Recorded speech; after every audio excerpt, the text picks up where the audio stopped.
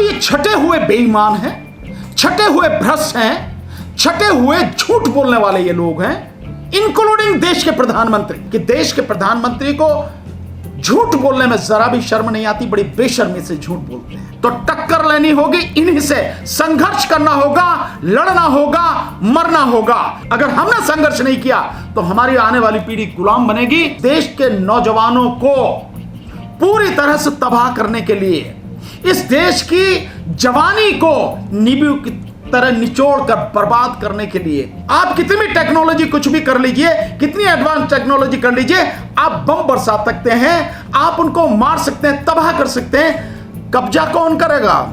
जमीन पर कब्जा तो थल सेना ही करेगी।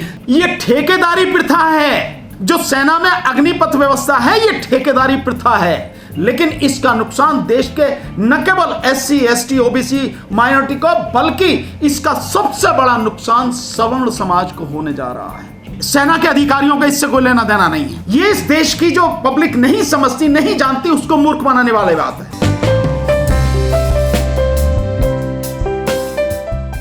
और यह भी भारत में पहली बार ही हो रहा है कि सुप्रीम कोर्ट के जजेस को इतनी खुलकर, खुलेआम गाली दी जा रही है, इतना अपमानित किया जा रहा है। यह भी पहली बार, और उन्हीं लोगों द्वारा किया जा रहा है जो इस देश में धर्म के आधार पर घृणा फैला रहे हैं, नफरत फैला रहे हैं, जो चाहते हैं कि यहां पर केवल उन्हीं का राज हो, बाकी सारे लोग उनके गुलाम हो। उन्हीं के द्वारा फैलाया जा रहा है और सरकार चुप है। मतलब इससे बड़ी गंभीर परिस्थिति क्या होगी कि सुप्रीम कोर्ट के जजेस को इतना अपमान, इतनी गालियां, सरकार ने एक शब्द नहीं बोला, प्रधानमंत्री ने, गृह मंत्री ने, रक्षा मंत्री ने, किसी भी व्यक्ति ने एक शब्द नहीं बोला कि अदालत का ऐसा अपमान किसी हालत में जो बर्दाश्त नहीं होगा, किसी ने नहीं बोला। तो वाकई में ये गंभीर परिस्थिति है। लेकिन फिर मैं वही बात दोहराता हूं, इनसे डरते रहोगे तो कब तक? क्या यह डर आपको हमेशा के लिए बचा लेगा? नहीं, यह डर ही एक दिन आपकी और आपके आने वाली पीढ़ी की तबाही का बहुत बड़ा कारण बनेगा। अगर आने वाली अपनी पीढ़ी को बचाना है, उसके भविष्य को उज्जवल बनाना है, तो टक्कर लेनी होगी इन्हीं से, संघर्ष करना होगा, लड़ना होगा, मरना होगा। इससे कभी किसी को जो है किसी भुलावे में नहीं रहना चाहिए। बिना इसके, बिना कुर्बानी दिए हम अपनी आने वाली पीढ़ी को कुछ नहीं दे पाएंगे। हमारे बुजुर्गों ने संघर्ष किया तो आज हम ये स्थिति झेल पा रहे हैं, यहां तक संघर्ष कर पा रहे हैं, यहां तक जिंदा हैं मान सम्मान के साथ। लेकिन अगर हमने संघर्ष नहीं किया तो हमारी आने वाली पीढ़ी गुलाम बनेगी और ये हमारे लिए सबसे बुरी स्थिति होगी। क्या जवाब देंगे हम अपने बच्चों को? आने वाली पीढ़ी को क्या जवाब देंगे? अग्निपथ योजना लाई गई सरकार द्वारा और हम सब लोग चुप बैठे हैं। क्यों नहीं हम इस बात का विरोध करते हैं? खुल के क्यों नहीं विरोध करते हैं कि ये अग्निपथ जो स्कीम लाई गई है, ये न केवल इस देश के नौजवानों को पूरी तरह से तबाह करने के लिए, इस देश की जवानी को नींबू की तरह निचोड़ कर बर्बाद करने के लिए ये स्कीम लाई गई है, बल्कि इस देश की सुरक्षा को भी खतरे में डाला गया है। एक जो सूत्रों के हवाले से, जैसे आप लोगों के सूत्र होते हैं, मैं वो उसी हिसाब से बता रहा हूं, सूत्रों के हवाले से जो खबर है, ये आने वाले समय में भारत की जो सेना है उसकी संख्या को कम करने का एक बड़ा जबरदस्त प्लान है। और जो 14.5 लाख हमारी सेना है उसको घटाकर 8 लाख करने का प्लान है। और मैंने पूरा कैलकुलेट किया कि सरकार जो ये अग्निपथ योजना लेकर आई है, मैं इस पर डिटेल एक वीडियो बनाऊंगा। सरकार जो ये अग्निपथ योजना लेकर आई है, वाकई में आने वाले 10 से 15 साल में इस देश में सैनिकों की संख्या, सेना की संख्या 8 लाख ही हो जाएगी। इस तरह का गणित है पूरा। दावा तो किया जा रहा है कि बढ़ जाएगी। नहीं, दावा करने से क्या है जोगिंदर, आप देखिए ना भाई, दावा एक तरफ कर रहे हैं आप, लेकिन जमीनी सच्चाई क्या है कि 1,22,000 सैनिकों के पद सेना में खाली पड़े हैं। आपका पहला काम क्या होना चाहिए? मैं आप सबसे पूछता हूं, एक सामान्य व्यक्ति से पूछता हूं, उसका सबसे पहला काम यह होना चाहिए कि जब 2 साल भर्ती नहीं हुई है और अभी ये जो भर्ती हो रही है, तो लगभग जब 1 साल बाद वो वहां के ट्रेनिंग लेके जाएंगे, अगर जाएंगे तो जो भी लोग जाएंगे, जिनकी बात चली है अग्निवीर के माध्यम से, अग्निपथ के माध्यम से, यानी कि 3 साल हो गए। इस 3 साल में लोग रिटायर भी होंगे, यानी आने वाले 1 साल में रिटायर होंगे। और इस समय तक 1,22,000 पद खाली हैं और हर साल तकरीबन 70,000 के लगभग सैनिकों की जो है सैनिक रिटायर होते हैं। रिटायर होते ना, तो 1,22,000 वो और लगभग 70,000 वो, तो क्या सरकार को तकरीबन 2 लाख लोगों की भर्ती सीधे सीधे एकदम नहीं करनी चाहिए? बहुत मोटा सा गणित है, लेकिन वो भर्ती कर कितने रहे? करनी चाहिए उनको कि जितने पद खाली पड़े हैं उनको लेकर पहले उनकी भर्ती पूरी करो। सेना है, आप कितनी भी टेक्नोलॉजी कुछ भी कर लीजिए, कितनी एडवांस टेक्नोलॉजी कर लीजिए, आप बम बरसा सकते हैं, आप उनको मार सकते हैं, तबाह कर सकते हैं। कब्जा कौन करेगा?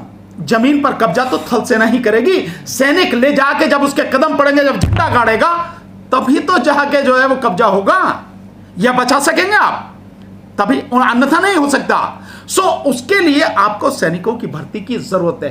कहने की बात, कहना तो आप कुछ भी कह सकते हैं, लेकिन जो सामने हालात हैं आप उनको बताइए ना क्या कर रहे हैं। जो भर्ती लगभग हर साल 2013 तक हर साल लगभग 80,000 सैनिकों की भर्ती होती थी, वो पिछले 8 साल में मोदी काल में करीब 45-46 हजार पे क्यों आ गई? और आप 46 हजार ही आप भर्ती करने की बात कर रहे हो अग्निपथ में, यानी पीछे के जो खाली पड़े वो आप भर्ती नहीं कर रहे। पहले तो वो आपको भर्ती करनी चाहिए ना। और आगे इसी तरह से हर साल ये 46,000 आप भर्ती करेंगे, और आगे जब 4 साल हो जाएंगे इनको, तो 4 साल में जो भैया जाओ झोला उठाओ, तुम जाओ, तुम्हारा कुछ नहीं। कई लोग कह रहे हैं जो वंचित हैं, दबे हुए कुचले हुए लोग हैं, दलित हैं, उनके लिए एक सुनहरा मौका है, वो पढ़ नहीं पाते हैं, हाई स्कूल इंटर करते हैं। क्या आप इस बात से सहमत हैं? क्या तुम समझ रहे हो कि ये दलितों को, ओबीसी को, उन दबे कुचले लोगों को भर्ती करेंगे? ये ठेकेदारी प्रथा है। जो सेना में अग्निपथ व्यवस्था है, ये ठेकेदारी प्रथा है। और जहां भी ठेकेदारी प्रथा है, वहां अगर झाड़ू लगाने का काम है तो SC ST को भर्ती कर लेंगे। झाड़ू लगाने का काम नहीं है, कुछ थोड़ा उससे बेहतर है, तो निश्चित रूप से SC ST OBC को भर्ती नहीं करेंगे। और इसीलिए किया गया है ये बहुत प्लान्ड वे में ये सारी चीजें की गई हैं। लेकिन इसका नुकसान देश के न केवल SC ST OBC माइनॉरिटी को, बल्कि इसका सबसे बड़ा नुकसान सवर्ण समाज को होने जा रहा है। सबको। वो कैसे? वो इस तरह से कि जो लोग आज की तारीख में जिनकी भर्ती होनी चाहिए, जब आपने भर्ती कम कर दी, 80,000 भर्ती होनी थी, 80,000 में से जितने आप रिजर्वेशन के हिसाब से लेते थे, ले लिया आपने। उस 80,000 में से अब आप 46,000 भर्ती कर रहे हो, तो ये जो 34,000 है ऊपर, इन 34,000 में से SC ST का और OBC का रिजर्वेशन करके बाकी कितने लोग हैं? तकरीबन 20,000 लोग तो वही हो गए, वो सवर्ण वाले, तो उनकी नौकरी खत्म हो गई। और आने वाले समय में ये जो आप जो 46,000 भर्ती किए हैं आपने, इनमें से 4 साल बाद आप निकाल देंगे। पहले सबको निकालेंगे और उसके बाद में उनमें से 1/4 तक, यानी 25% तक। आप समझ रहे ना? एक तो यह है कि 25% लेंगे, एक ये है 25% तक, यानी 25% में आधा % भी हो सकते हैं, 1 भी हो सकते हैं, 2 भी हो सकते हैं, 5 भी, 10 भी, 25 भी हो सकते हैं, यानी 25% से तो ज्यादा लेंगे नहीं। सो जो ये निकलेंगे, ये सारे के सारे जो लोग निकलेंगे, तकरीबन 34,000 लोग, उनका क्या होगा? 34,000, करीब 33,000 या 34,500 लोग जो निकलेंगे, इनमें कितने जनरल के होंगे? सवर्ण समाज के कितने लोग होंगे बताओ आप? इसलिए सवर्ण समाज का बहुत बड़ा नुकसान है, और इसको वो समझ रहे हैं, पूरे देश के नौजवान। लेकिन इसको जाति और धर्म के नाम पर अगर लड़ा गया इस लड़ाई को, तो ये लड़ाई किसी हालत में शुरू भी नहीं हो पाएगी। जीतना तो भूल ही जाओ। इसलिए इस लड़ाई को ऐसे लड़ना है कि जो नौजवान हैं, नौजवानों का जितना नुकसान, आप समझ रहे हैं। मैं आपको एक आंकड़ा बताता हूं जोगिंदर, आज की तारीख में जो लोग, जिस समय ये योजना लागू की जा रही है, इस समय तकरीबन 6 करोड़ लोग वो हैं जो सेना में, अर्धसैनिक बलों में और पुलिस में जाना चाहते हैं। 6 करोड़ जो तैयारी कर रहे हैं, जो बिल्कुल तैयारी कर रहे हैं।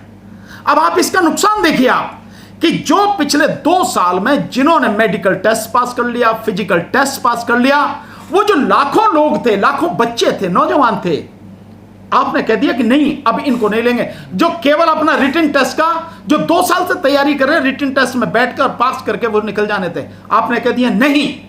इसमें कई लोगों की तो उम्र निकल गई, 23 साल से भी ऊपर हो गई। तो उनका तो चांस हमेशा के लिए खत्म हो गया। और चांस कितने छीना? आपने छीना, इस योजना के नाम पे छीना। और बाकी एक चीज और इसमें बता दूं आपको, इसके अलावा जो आप बात कह रहे हैं, इसमें जो आप लगातार ये भर्ती करने की जो बात आप कह रहे हैं, जिनका चांस निकल गया उनका तो गया ही गया। इसके अलावा जो बाकी लोग हैं, उन लोगों की जो लगातार तैयारी कर रहे थे, आपने एज ऐसी रख दी, उनकी एज भी निकल गई। सो ये जो 6 करोड़ लोग हैं, उनमें से लेने कितने चाहिए आपको? जैसे मैंने आपको बताया, तकरीबन 2 लाख लोगों को लेना चाहिए। आप कितनों को ले रहे हैं? आप मात्र 46,000 को ले रहे हैं। बाकी क्या करेंगे? बाकी लोग क्या करेंगे? और उसके बाद में ये जो आएंगे करीब 33,000 लोग जो हर 4 साल बाद निकल के बाहर आएंगे, ये क्या करेंगे? आप कह रहे हो इनको जो आप दे देंगे, सिर्फ जवानी जमा खर्चा। अभी तक किसी ने नहीं कहा, ना तो पैरामिलिट्री फोर्सेस की यानी अर्धसैनिक बलों की तरफ से कोई सरकार की घोषणा आई है कि इनको हम 10% को लेंगे ही नहीं, किसी जो राज्य सरकार की तरफ से आई है। केवल जवानी जमा खर्च है, जैसा मूर्ख बनाती रही है मोदी सरकार और प्रधानमंत्री मोदी, इसी तरह से ये सारी चीजें हैं, किसी को नहीं लिया जाएगा। सेना के अधिकारी वो खुद आए सामने, वो कह रहे कि स्कीम पीछे नहीं हटेगी, बहुत अच्छी स्कीम है। सेना के अधिकारियों का इससे कोई लेना देना नहीं है। ये इस देश की जो पब्लिक नहीं समझती, नहीं जानती, उसको मूर्ख बनाने वाली बात है। ये डिसीजन किसका? सेना का डिसीजन नहीं है। सेना कोई डिसीजन नहीं ले सकती, सिवाय युद्ध में। जिस समय युद्ध चल रहा है, उस समय युद्ध की परिस्थिति में सेना को पूरा अधिकार होता है कि युद्ध जीतने के लिए, हमला करने के लिए, हमले से बचने के लिए जो रणनीति अपनाए वो करेगी। ये भर्ती का मामला सेना का नहीं है, ये मामला सारा गवर्नमेंट का है, सरकार का है, रक्षा मंत्री का है। कोर्ट में उतर रहे हैं ना अधिकारी। तो इसका मतलब यह है कि वो अधिकारी या तो सरकार की गुलामी कर रहे हैं, या सरकार, और यह सबसे बड़ी बात है कि सरकार उनका इस्तेमाल कर रही है, सेना का इस्तेमाल कर रही है, क्योंकि देशभक्ति की बात है। तो लोग कहेंगे हाँ, सेना के इतने बड़े अधिकारी कह रहे हैं तो बात सही होगी, लेकिन सरकार सेना की वर्दी के पीछे छुप रही है। जैसे एक वो दे देते ना आदमी, जो कह देते हैं अबे काहे को औरत के पीछे छुप रहा है। तो सरकार अपनी करतूतों की वजह से, क्योंकि बड़ा जबरदस्त विरोध होने वाला है आने वाले समय में इसका, और हुआ भी है, उससे डर कर सरकार पीछे हट रही है। अन्यथा तो स्कीम किसने लागू की? सरकार ने। सरकार ही बनाती है ना, सेना कैसे बना देगी? सेना लागू करती है। सो जब आप बना रहे हैं तो आप बताइए ना, सारे सवालों के जवाब आप दीजिए। नहीं दे रहे हैं, आप लेफ्टिनेंट जनरल या जो उस लेवल के जो सेना के तीनों सेना अध्यक्ष हैं, आप उनको भेज रहे हो। इसका मतलब उनके पीछे आप छुप रहे हो, और सेना को आना नहीं चाहिए था। यही दुर्भाग्य है कि सेना के जो अधिकारी हैं वो इसके सपोर्ट में आके उन्होंने जो बात की है, ये बहुत बड़ा दुर्भाग्य है। सेना का कोई लेना देना नहीं। सर, एक आखिरी सवाल आपसे, आपने अभी जाति का जिक्र किया। कई लोगों का मानना है जो जाति समूह के नाम पर जो बटालियन बनी हुई है वो भी खत्म हो जाएंगी इस योजना में। वो भी खत्म हो जाएंगे? नहीं, केवल एक चीज नहीं है। जब मैंने आपको बता दिया, आपको केवल एक चीज होती कि जाति के नाम पे होती या किसी के नाम पे होती, वो खत्म हो जाएंगे। वो अपनी जगह आप मान लीजिए कि हाँ ये है, पर इसका जब पूरे देश की सुरक्षा व्यवस्था पर, सेना की स्ट्रेंथ पर असर पड़ेगा, तो ये देश हित में कैसे हो सकती है? जब देश के नौजवानों का, यानी एक इस तरह से इस देश के नौजवानों का अपमान, सेना का अपमान। 4 साल आप उस व्यक्ति को ठेके पे सेना में ले रहे हैं, 6 महीने की आप ट्रेनिंग की बात करें, 3.5 साल आप उसको वो करेंगे, और 4 साल बाद आप निकाल देंगे। लेकिन जब वो सेना में रहेगा तब भी उसको सैनिक का दर्जा नहीं है, और जब वो सेना से निकाल दिया जाएगा 4 साल बाद, तो उसे भूतपूर्व सैनिक का दर्जा नहीं है, उसे कोई सुविधा नहीं है। यानी इतना बड़ा अपमान इस देश के नौजवानों का। और आप कह रहे हैं कि उसे 11 लाख रुपए, मतलब 10,70,000 रुपए, 10,71,000 रुपए की बात कर रहे हैं, जो एग्जैक्ट है जो उन्हें मिलेगा। और कह रहे हैं, कोई कह रहा 20 लाख मिलेगा, कोई कह रहा 12 लाख मिलेगा। मिलेगा 10,71,000। एक व्यक्ति जो 8वीं पास हो या 10वीं पास हो, क्या वो इतना प्रखर होगा, उसकी बुद्धि इतनी प्रखर होगी कि 4 साल बाद सेना के में नौकरी करने के बाद वो बहुत बड़ा उद्योगपति बन जाएगा, बड़ा बिजनेसमैन बन जाएगा, इस पैसे का बड़ा इस्तेमाल कर लेगा।